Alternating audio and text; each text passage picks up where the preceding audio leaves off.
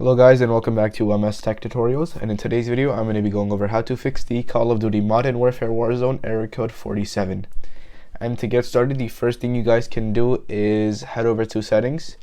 From settings you're going to go to save data and game app settings, and then save data PS5, or if you're on PS5 then PS5, if you're on PS4 then PS4, and then you're going to go to cloud storage. Now once you go to cloud storage, it's going to say something about Call of Duty Modern Warfare, and you're just going to delete it.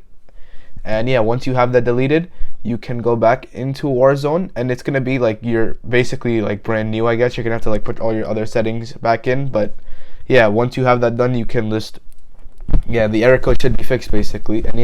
And another step you guys can do is just simply power off your PS5 or restart your PS5, and once it is restarted, you're gonna unplug all the wires from the PS5, and you're going to wait from 10 to 15 minutes. You're going to replug the wires, and you're going to open up the PS5 back, and the error code should be fixed.